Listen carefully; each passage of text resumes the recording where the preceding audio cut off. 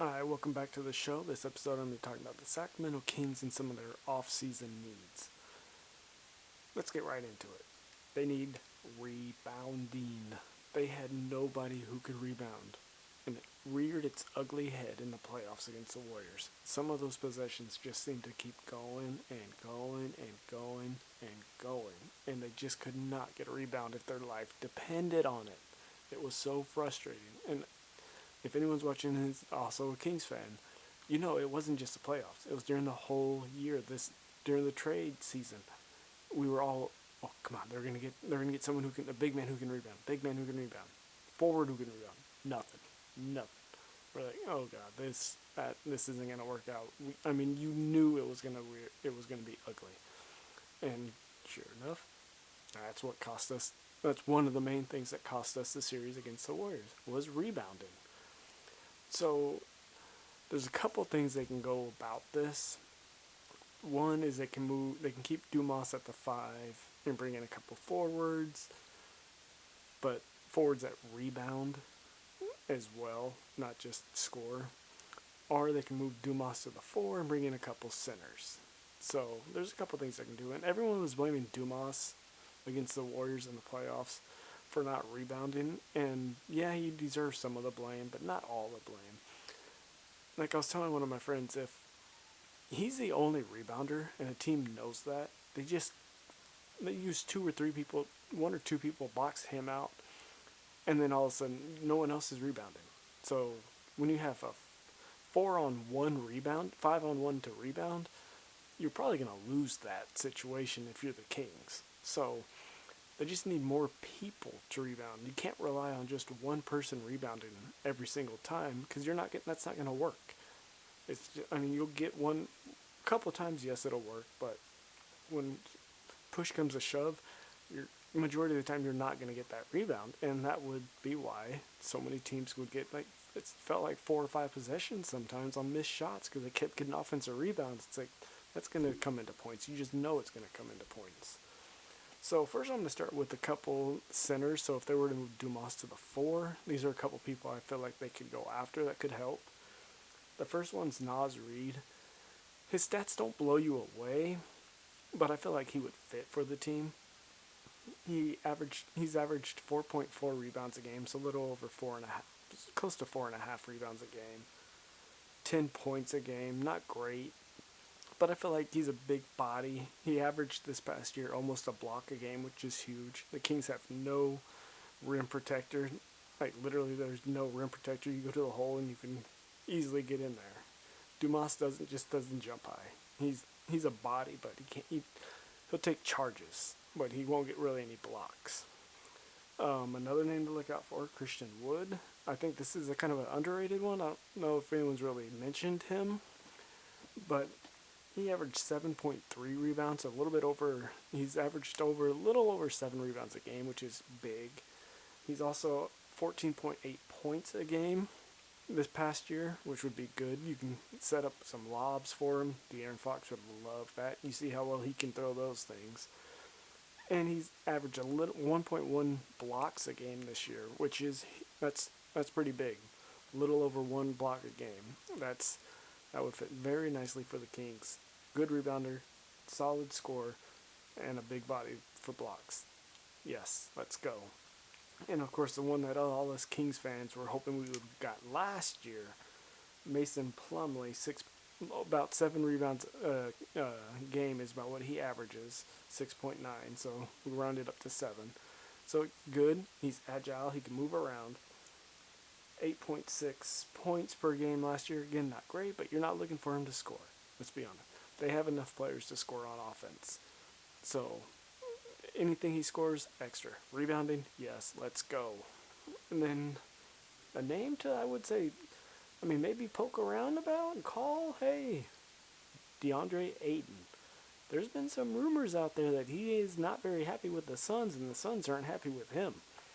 Maybe you offer Barnes and Holmes? What do you say? I'm not sure how the contracts would work out, but I know the Suns, they want someone who can move up and down the floor with Durant and Booker. Holmes he's agile. He can get up and down the court. He's not going to block any shots, but he's agile. He can move up and down the court. He's perfect. You don't have to expect any offense from him. So, I mean, Ayton, 10.4 rebounds a game. Yes, let's go. 16.7. Again, you don't really need him to score. He's a little under block a game. But I feel like he would be perfect.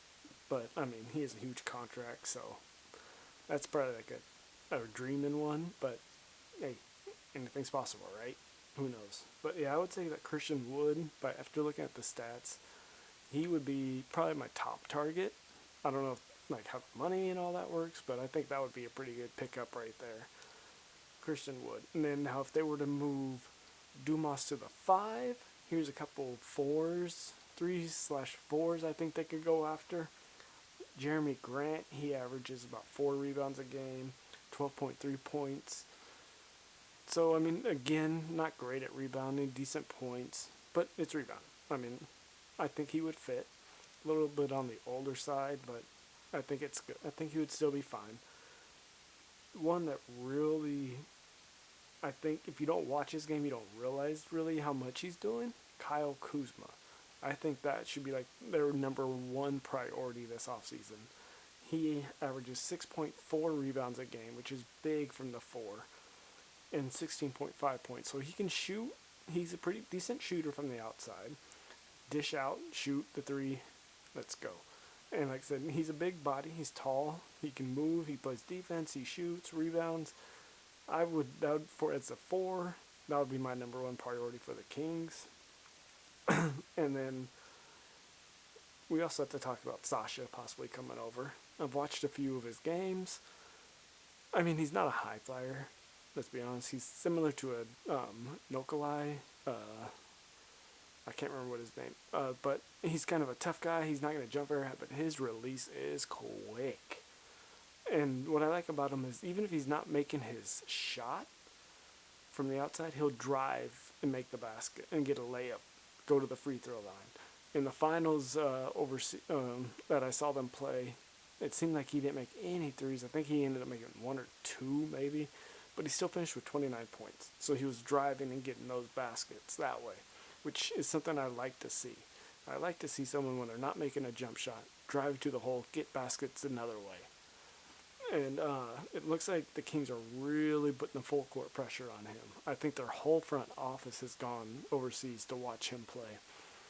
And I think he would be a really solid bench player. Like coming off the bench as the 6th man or coming in after Monk. Him and Monk coming at the same time. So like 6.5 man, however you want to say it. But he could come in for Keegan and just scoring doesn't drop off at all. It just stays up. So if he comes over, I think that would be huge. It would be huge for their bench. They kind of struggled when the bench came in. They didn't really have anyone besides Monk who could consistently put up points. When Monk he had a cold spell during the season a little bit, and they kind of struggled. TD was good, but he was more missed than hit. But when he hit, he hit. But he was, like I said, he was more hot and cold, and he was more cold than he was hot. But he did well. But I think they just need someone who's a little bit more consistent than him, which I feel like Sasha, his shot it's nice, and it's a left-handed shot, high up, so it's harder to block. I feel like he would be a nice fit with this team. Pass the ball, move around. So the other thing is Barnes. What are they going to do with Barnes? I mean, let's be honest, he's a solid vet.